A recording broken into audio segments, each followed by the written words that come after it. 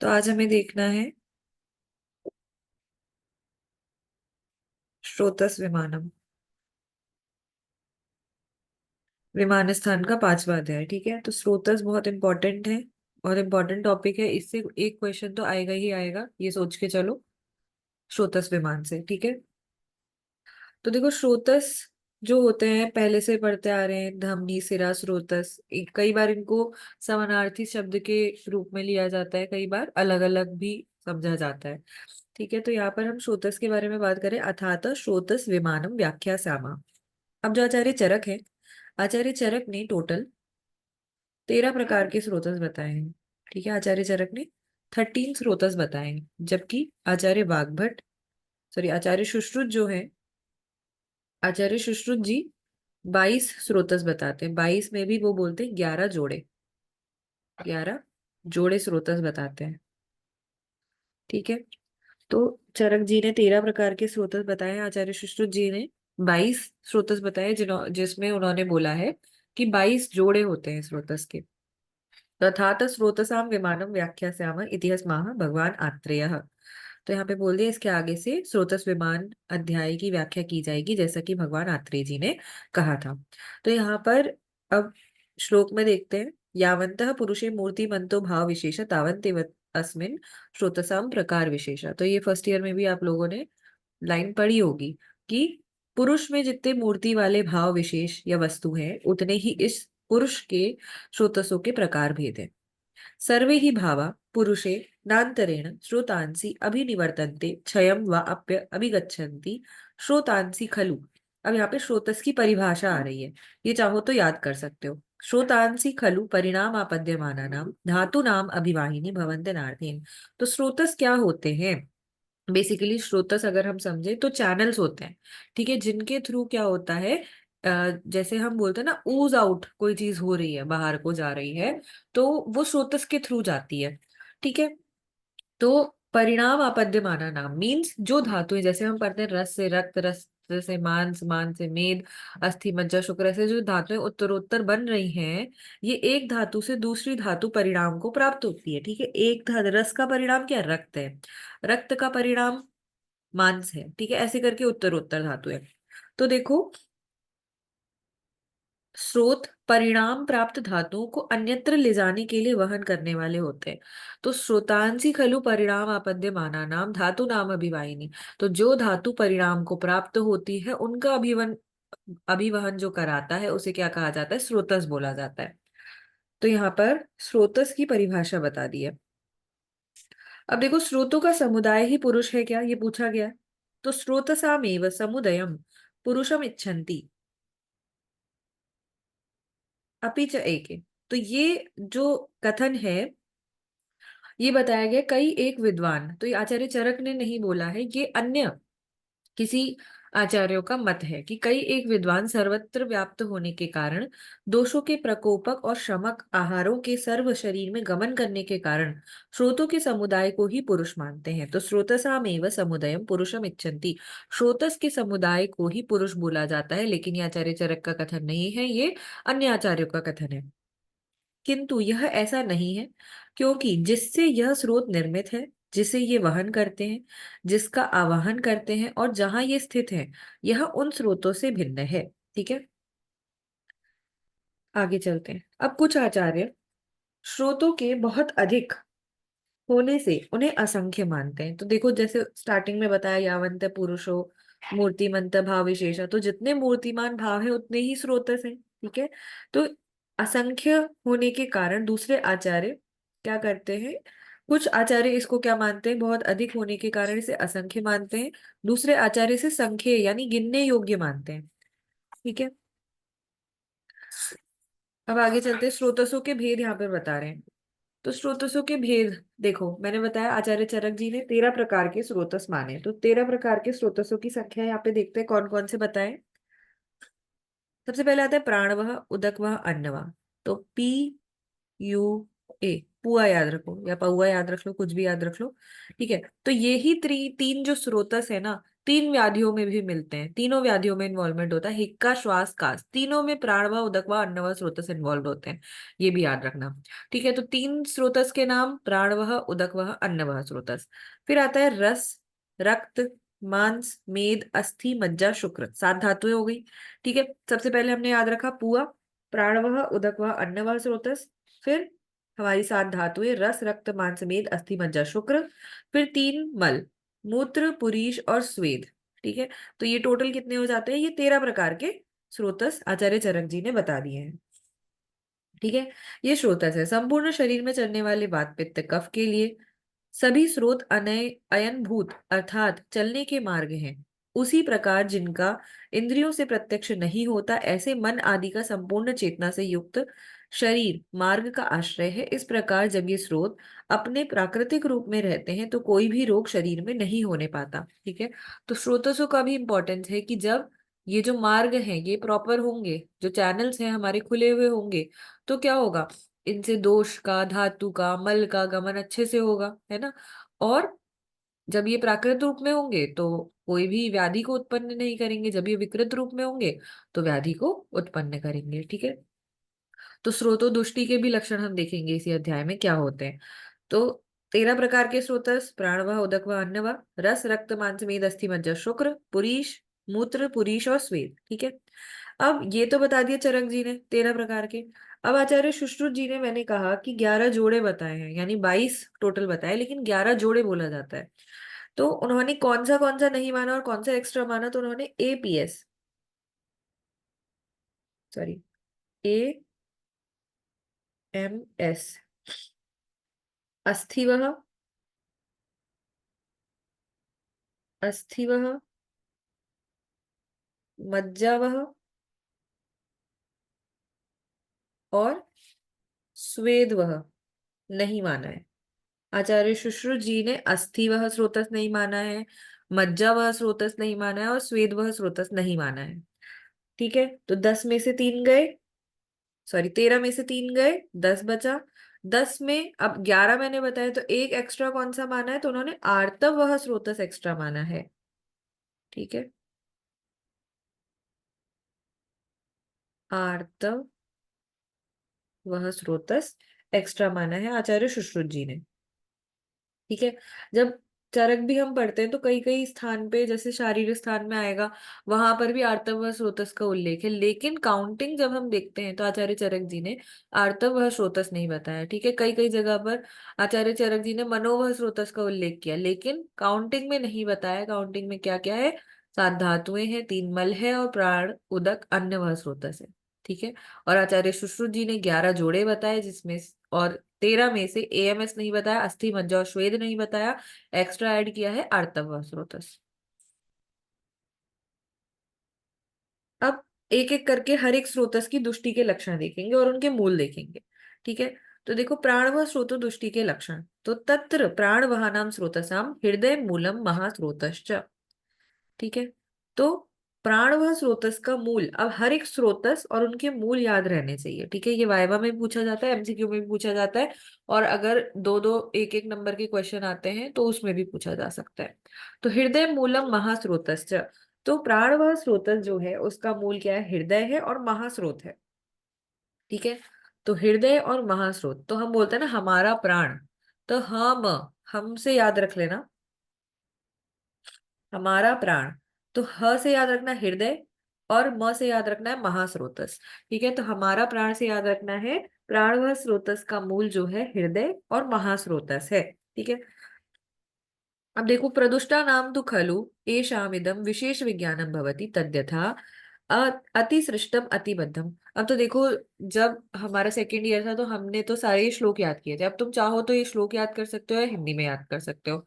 सभी के दुष्टि के लक्षण और अभी दुष्टि के हेतु और लक्षण दोनों आते हैं। ठीक है, तो यहाँ पे दुष्टि के लक्षण बता रहे क्या क्या होता है, अतिसृष्टम अतिबद्धम कुपितम अल्पा अल्पम भीक्षणम वा सशब्द शूलम उच्च वसंतम दृष्ट्वा प्राणवाहिनी स्रोतांसी प्रदुष्टा नीति विद्यात।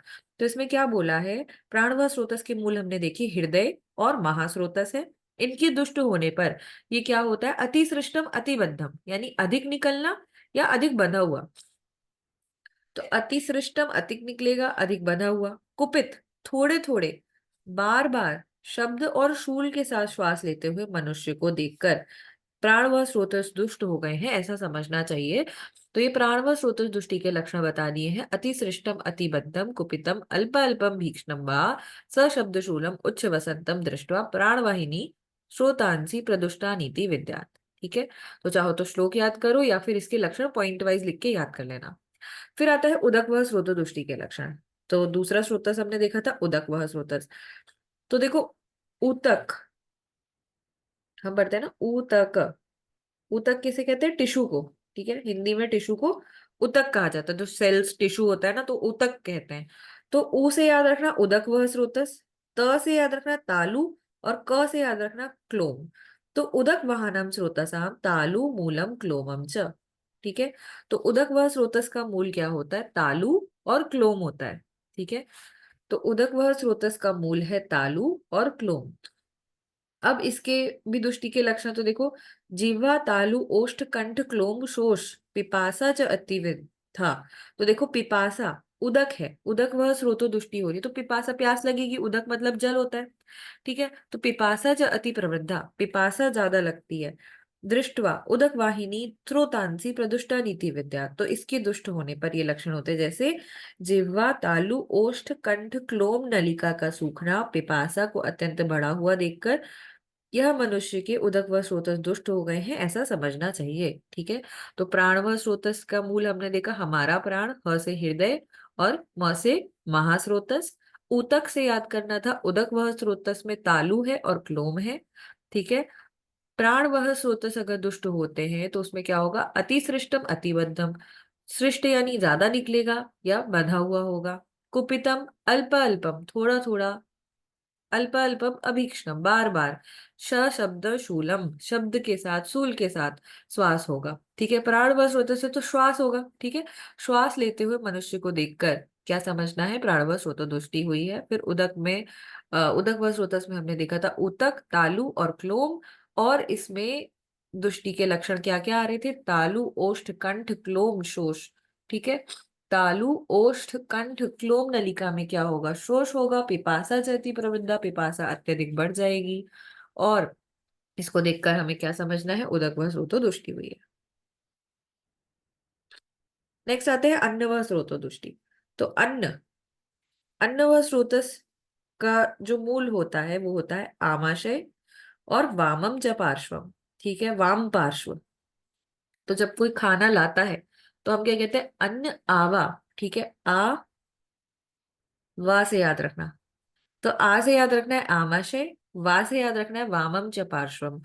तो अन्य वाहनाम स्रोतसाम आमाशय मूलम वामम च पार्श्वम, तो इसके दो मूल बता दिए हैं, आमाशय और वाम पार्श्व। ठीक है, प्रदुष्टा नाम तो खलु एषाम इदम विशेष विज्ञानम भवति तद्यथा अन्न न अभिलाषा। ठीक है, तो अन्न वह स्रोतो दुष्टि अगर हो रही है तो क्या होगा? खाना खाने की इच्छा नहीं होगी, तो अन्न न अभिलाषा। अरोचक, अरुचि होगी। पिपासा, छर्दी। ठीक है, पिपासा होगी, प्यास लगेगी, छर्दी होगी, वमन होगा। दृष्टवा अन्न वाहनी स्रोतांसी प्रदुष्टा नीति विद्यात। ठीक है, तो ये लक्षण सारे देखने के लिए मिलेंगे। क्या क्या देखो, अन्न खाने की इच्छा ना होना, अरुचि, अन्न का ठीक से ना पचना, वमन का होना देखकर अन्न व स्रोतस दुष्ट हो गए हैं, ऐसा जानना चाहिए। अब एक एक करके हर एक धातु गत स्रोतस की दुष्टि बता रहे, जैसे रस्व, रक्तव, जैसे हमने देखे ना। तो प्राणवह, उदकवह, अन्नवह हमने देख लिया। प्राणवह स्रोतस का मूल था, हमारा प्राण से याद किया था हृदय और महास्रोतस। उदकवह का याद किया था उतक से, तालु और क्लोम। फिर अन्नवह स्रोतस का अन्न आवा से याद किया था आमाशय और वामम पार्श्वम। ठीक है, अब आते हैं रसवह। तो रसवहानाम स्रोतसाम हृदय मूलम दशश्च धमनयः। तो देखो, हृदय मूलम दशश्च धमनिया। ठीक है, हृदय और 10 धमनियां बताया है, किसका मूल? रस का मूल। तो देखो, इसको याद करो, हरे धनिये का रस, हरे धनिये का रस। ठीक है, अगर रट सकते हो तो रट लो, नहीं तो ऐसे ये ट्रिक्स के साथ याद कर लो, क्योंकि 10 दिन याद रहता है, वैसे अगर याद रखोगे फिर भूल जाओगे। ट्रिक से याद रहेगा, तो हरे धनिये का रस की, ऐसे तो ये ट्रिक्स याद रह जाती हैं। ठीक है, तो इससे भी याद कर सकते हो, जैसा आपको सहूलियत लगे वैसा याद कर लो, याद होना चाहिए बस। तो रसवहानाम स्रोतसाम हृदय मूलम दशश्च धमनिया। तो हरे धनिये का रस, हरे से याद रखना है हृदय, और धनिये से याद रखना है धमनी। तो हृदय और 10 धमनी, ये रस वह स्रोतस का मूल बताया गया है। ठीक है। तो रस वह रक्त वह स्रोतस में बहुत कंफ्यूजन हो जाता है। ठीक है, कई बार की हृदय में तो रक्त रहता है, तो ये रक्त वह स्रोतस का मूल तो नहीं है। एमसीक्यू में कंफ्यूजन हो जाता है। तो हरे धनिये का रस याद रखो। तो हरे से हृदय, धनिये से याद रखना है धमनी। तो हृदय और 10 धमनी, ये किसका मूल है? रस व स्रोतस का मूल होता है। फिर आता है शोणित वाहनम। तो रक्त व स्रोतस का मूल क्या होता है? यकृत और प्लीहा। तो ये तो याद ही करना पड़ेगा, यकृत और प्लीहा। यकृत बोलते हैं लिवर को, प्लीहा बोलते हैं स्प्लीन को। तो स्प्लीन तो ग्रेवयार्ड ऑफ आरबीसी है ना। तो शोणित वाहनम स्रोतसाम यकृत मूलन प्लीहा च। ठीक है, तो ये हो गया। और लिवर भी एक इम्पॉर्टेंट जो पोर्शन है हमारा, जिसमें क्या आती है? ब्लड सप्लाई आती है। लिवर की कितनी ब्लड सप्लाई होती है बताओ? 2 तरीके से ब्लड आता है ना। कहाँ कहाँ से आता है, याद है किसी को? बताओ अंकिता, कहाँ कहाँ से आता है लिवर में ब्लड? खुशी, करीना बताओ, याद है? बताओ, होना चाहिए तुम लोगों को। पोर्टल वेन, और पोर्टल वेन सही है। लोअर एक्सट्रीमिटी से पोर्टल वेन के थ्रू ब्लड आता है। और दूसरा एब्डोमिनल एओर्टा का पार्ट होता है हिपैटिक आर्टरी। ठीक है, हिपैटिक आर्टरी के थ्रू ब्लड आता है। तो इससे याद रखना। और स्प्लीन तो ग्रेवयार्ड ऑफ आरबीसी है ही। ठीक है, तो दोनों के थ्रू ब्लड आ रहा है लिवर में। तो इस वजह से याद रखना कि रक्तवाह स्रोतस का जो मूल है, ठीक है, वो क्या है? यकृत है, और प्लीहा को कहा गया है। फिर आते हैं अगला, मांसवाहनाम च स्रोतसाम स्नायु मूलम त्वक च। अब मांसवाह स्रोतस का जो मूल बताया गया है, मांसवाह स्रोतस का मूल क्या बताया है? स्नायु और त्वचा को। ठीक है, तो स्नायु बोला जाता है लिगामेंट को, और त्वचा तो हमारी स्किन हो गई। तो मांसवाह स्रोतस का मूल हो गया स्नायु और त्वक। ठीक है, तो ऐसे एक इमेजिनेशन बनाओ कि ये हमारी स्किन आ गई, बीच में क्या है हमारा? ये मांस है। ठीक है, और नीचे इसके लिगामेंट है। ऐसे एक इमेजिनेशन बना लो। तो मांस से याद रखना, इसके ऊपर स्किन, और फिर हमारे लिगामेंट्स।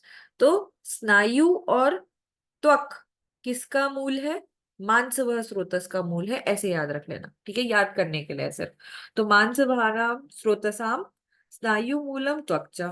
फिर आता है मेदो वहानाम स्रोतसाम, मेदो वह स्रोतस का मूल। तो वृक्को मूलम वपा वहनम च। ठीक है, तो मेद, मेद किसका बड़ा होता है? बीबी का। ठीक है, बाद में औरतें मोटी हो जाती है मैक्सिमम।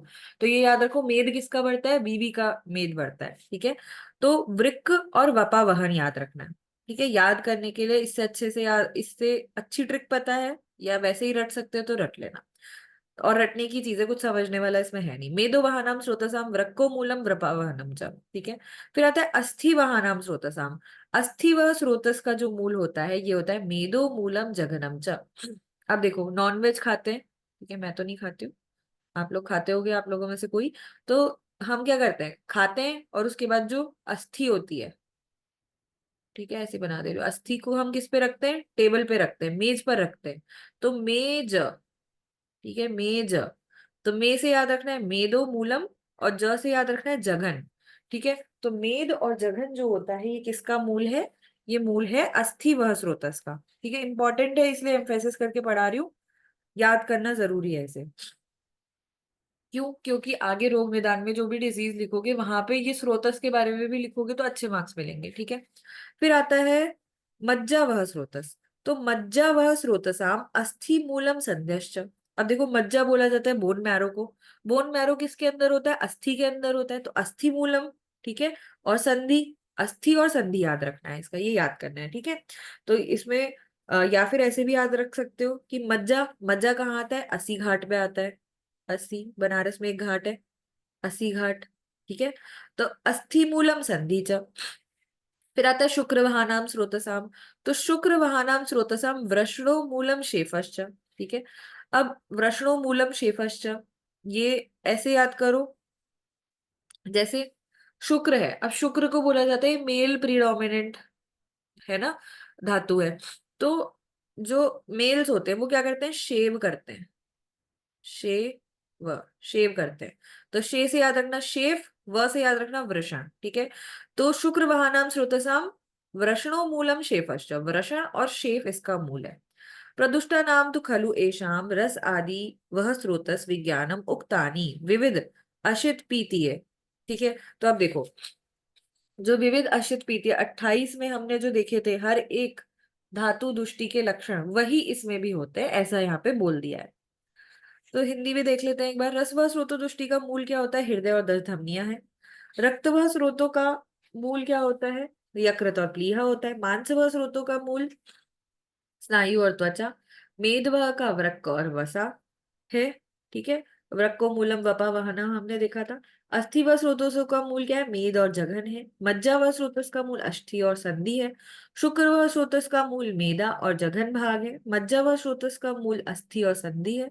शुक्र व स्रोतस का मूल दो अंड, दोनों अंड और मूत्र इंद्रिय है, ठीक है। वृषणो मूलम शेफश्च हमने देखा था। जो श्लोक की लाइन है ना वही याद रखना, ठीक है। हिंदी याद मत रखना, श्लोक की लाइन ही याद रखना, कि जैसे वृषण और शेफ बोला है तो वृषण और शेफ ही याद रखना, दोनों अंड या मूत्र इंद्रिय ऐसे मत याद रखना। वो सिर्फ समझने के लिए वृषण और शेफ ही याद रखना है। इन रसादि वह सभी स्रोतसों के दुष्ट होने पर जो लक्षण उत्पन्न होते हैं वे सूत्र स्थान के विविध अशित पीतीय 28 में वर्णन किया गया है। जो धातुओं के प्रदिष्ट होने के लक्षण बताए गए वे ही उन धातुओं के स्रोतों की विकृति होने पर अपने अपने लक्षण होते हैं, ठीक है। तो वहां पर जो हमने लक्षण देखे थे, ठीक है, हर एक धातु की दुष्टि के, तो वो याद करने को बोला था मैंने वहां पे, ठीक है। चरक सूत्र 28 में अश्रद्धा च अरुचिश्च, याद है किसी को श्लोक, किसी को श्लोक याद है तो बताओ।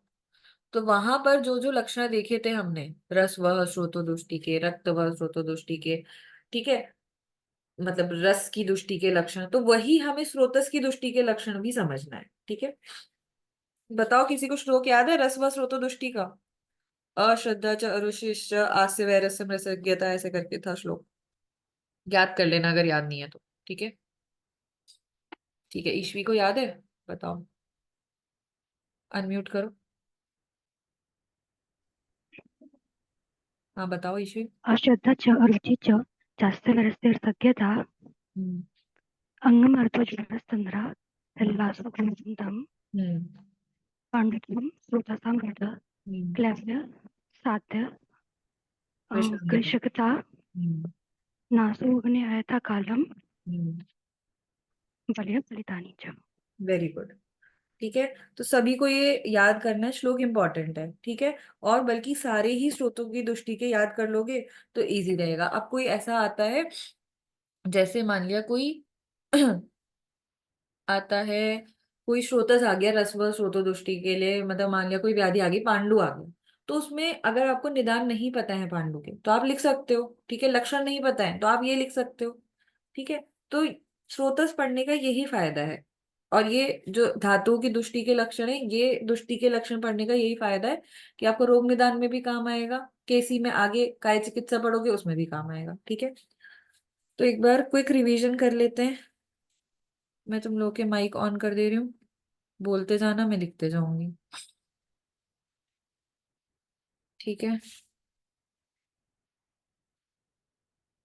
तो सबसे पहले हमने देखा प्राण व स्रोतस। प्राण व स्रोतस का मूल मैंने बताया था, हमारा प्राण क्या था, उसका डिकोड करो, प से बोलो, अनम्यूट हो रहा है, बोलो। हृदय और दस धमनी। और हृदय और दस धमनी। दस धमनी, ठीक है। फिर दूसरा था उदक वह, तो उदक वह में मैंने याद कराया था ऊतक, तो इसमें क्या था, त से तालु और क्लोम। तालु क्लोम। तालु क्लोम, ठीक है।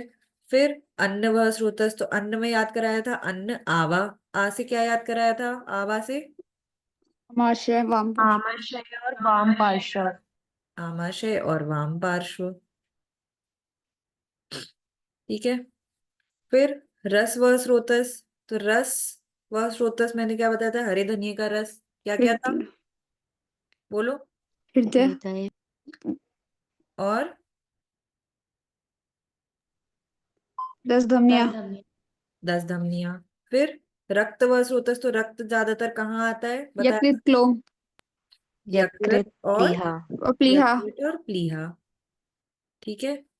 फिर बताया था मांस, मांस व स्रोतस, तो मैंने बताया था ऊपर क्या होता है मांस में? पीबी स्नायु। पीबी त्वक, इसको इरेज ही कर देते हैं। त्वक होता है ऊपर, और नीचे क्या होता है? स्नायु होता है। ठीक है। फिर मेद याद कराया था, मेदस्वी बीबी बताया था, क्या था इसमें? बोलो। विक्रिको वपा। वृक्क और वपावहन। ठीक है, सभी बोल सकते हो, सभी लोग आंसर करो तो सही रहता है। मेद। फिर अस्थि, तो अस्थि को कहाँ पर रखते हैं? मेज और मेज पर। जांघ। तो मेद और जघन बताया था। फिर मज्जा, मज्जा कहाँ पर आता है? अस्सी घाट पर। अस्थि और संधि। अस्थि और संधि। अस्थि और संधि याद कराया था। फिर शुक्र, तो जिसके पास शुक्र है वो शेव भी करेगा, तो क्या याद कराया था इसमें? शोभृष्ट। शेव और विषण।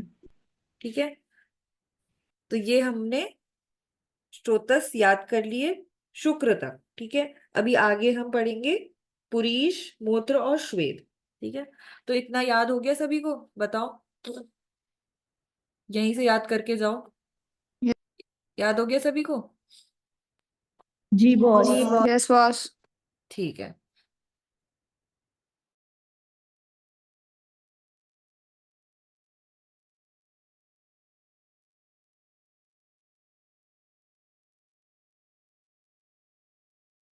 अब आगे आते हैं मूत्र व स्रोतस की दृष्टि के लक्षण। तो देखो, मूत्र व नाम स्रोतसाम बस्ती मूलम वंक्षणम च। अब मूत्र व स्रोतस का मूल क्या बता दिया है? बस्ती और वंक्षण। तो हमें पता है जो मूत्र स्टोर होता है ब्लैडर में होता है। ठीक है। तो बस्ती किसको बोलते हैं? ब्लैडर को बोलते हैं। और वंक्षण, ठीक है, ब्लैडर कहाँ है? इंग्वाइनल रीजन, वंक्षण को बोला जाता है। तो बस्ती मूलम वंक्षणम च, ये याद रखना है। ठीक है। मूत्र व स्रोतस का मूल क्या है? बस्ती है और वंक्षण है। फिर अब इसमें दुष्टि के लक्षण देखो, वैसे ही जैसे हमने प्राणवश हो तो दुष्टि में पढ़े थे, अतिसृष्टम अतिबद्धम, प्रकुपितम अल्प अल्पम भीक्षणम व बहलम सशूलम मूत्रयंतम आ गया अब यहाँ पे। ठीक है। वहां पे क्या था? सशब्द शूलम। ठीक है। उच्च वसंतम दृष्टवा था वहां पे। यहाँ पे है बहलम सशूलम मूत्रयंतम दृष्टवा, वहां पे उच्छ्वास हो रहा था, यहाँ पे मूत्र आएगा। तो मूत्र व स्रोतस का मूल बस्ती और वंक्षण है। इन स्रोतों की दुष्टि होने पर ये विशेष लक्षण होते हैं: मूत्र का अधिक होना, रुक रुक के आना, विकृत मूत्र आना, थोड़ा थोड़ा बार बार शूल के साथ गाढ़ा मूत्र निकलते हुए देख मूत्र व स्रोत दुष्ट हो गया, ऐसा जानना चाहिए। ठीक है। पुरीश व स्रोत दुष्टि अब आता है। पुरीश व स्रोत जो है इसका मूल होता है पक्वाशय मूलम स्थूल गुदम च।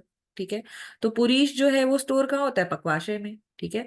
और स्थूल गुद में। ठीक है। तो दो इसके मूल बता दिए हैं, पक्वाशय और स्थूल गुद। तो हमें पता है जो हमारा पुरीश है पक्वाशय में ही रहता है। ठीक है। इंटेस्टाइन से आगे चल के रेक्टम और एनल कैनाल में रहता है। ठीक है। तो यहाँ पे पक्वाशय और स्थूल गुद बता दिया है। तो पुरीश व स्रोतस का मूल पक्वाशय और बड़ी आंत्र है। अब इसकी दुष्टि के लक्षण देखो, कृच्छेण अल्पा अल्पम सशब्द शूलम अति द्रवम अति ग्रथितम अति बहु च उपविशंतम दृष्टवा पुरीश वहानी स्रोतांसी प्रदुष्टा नीति वेद्या। तो क्या क्या बताया दुष्ट होने पर विशेष लक्षण होते हैं, जैसे कठिनता से, थोड़ा थोड़ा शब्द और सूल के साथ, अत्यंत पतला गांठदार, अत्यधिक मल त्याग करते हुए पुरुष को देखकर इस मल वह स्रोतस दुष्ट हो गया है, ऐसा जानना चाहिए। ठीक है। तो पुरुष वह स्रोतस का मूल पक्वाशय और स्थूल गुद। ठीक है। मूत्र वह स्रोतस का मूल हमने देखा था बस्ती और वंक्षण। वंक्षण अलग है, वृषण अलग है। वृषण आएगा शुक्र में। ठीक है। वंक्षण आ रहा है मूत्र वह स्रोतस में, ये याद रखना। वंक्षण कहते हैं इंग्वाइनल रीजन को। ठीक है। तो बस्ती और वंक्षण जो आया है वो मूत्र व स्रोतस का मूल है, और वृषण और शेफ जो है वो शुक्र व स्रोतस का मूल है, और पक्वाशय और स्थूल गुद पुरीश व स्रोतस का मूल है। ठीक है। अब आगे देखो, श्वेद वहानाम स्रोतसाम मेदो मूलम लोम कुपाश्च। तो देखो, मेद और स्वेद। ठीक है। स्वेद और मेद ऐसे राइमिंग हो रही है, और वैसे भी मेद का जो मल होता है वो स्वेद होता है। ठीक है। तो स्वेद वह स्रोतस का जो मूल है वो क्या है, मेद और लोमकूप। स्वेद कहाँ से निकलता है, लोमकूपों से ही स्वेद निकलता है, ठीक है। तो मेद और लोमकूप इसका मूल होता है। और इसकी दुष्टि के लक्षण क्या आते हैं, अस्वेदनम अतिस्वेदनम। अब ये किसी चीज का लक्षण भी होता है, बताओ। अस्वेदनम अतिस्वेदनम, कहीं पढ़ा है ऐसा लक्षण? बताओ, नहीं तो मैं बताऊंगी नहीं, फिर ढूंढ के आओगे। किसी डिजीज का लक्षण होता है, किसी को याद है? अस्वेदनम अतिस्वेदनम, लक्षण, पूर्व रूप, कुछ भी याद हो? चलो देख के आना फिर। स्किन की डिजीज है, देख के बताना। पारुष्यम अतिश्लक्षणम, अतिश्लक्षणता अंगस्य परिदाह लोमहर्ष च दृष्ट्वा श्वेतवाहिनी स्रोतांसी प्रदुष्टानीति विद्या। तो इसमें क्या क्या मिलेगा, इसका जो पहले हमने मूल देखा मेद और लोमकूप है, इसके दुष्ट होने पर क्या क्या लक्षण मिल रहे हैं, स्वेद, अस्वेदनम अतिस्वेदनम, या तो स्वेद नहीं आएगा या तो ज्यादा स्वेद आएगा, ठीक है। और क्या होगा, पारुष्यम, शरीर में कठिनता होगी, ठीक है। अतिश्लक्षण, बहुत ज्यादा चिकनापन हो जाएगा। फिर इसके अलावा परिदाह, लोमहर्ष, दाह होगा, लोमहर्ष होगा। और ये सारे लक्षण अगर हमें किसी में मिल रहे हैं तो हमें क्या समझना है, ये क्या हो रही है, स्वेद व स्रोतों की दुष्टि हो रही है, ठीक है। तो ये हमारे 13 स्रोतस हमने देख लिए। अब आते हैं स्रोतसों के पर्याय।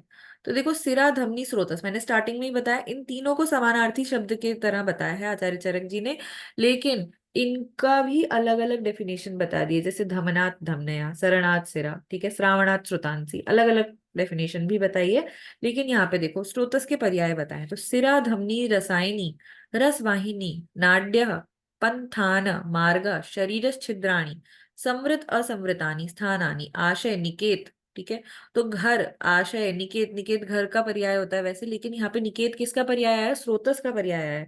तो ये एमसीक्यू में पूछा जा सकता है कि जो निकेत है वो किसका पर्याय है, या फिर जो आशय है वो किसका पर्याय है, ठीक है। और इसमें आमाशय भी आ सकता है ऑप्शन, पक्वाशय भी आ सकता है, ठीक है। तो अलग अलग ऑप्शन आ सकते हैं, ऑल ऑफ द अबव भी आ सकता है। तो स्रोतस का भी पर्याय है, ये हमें नहीं पता होता जनरली।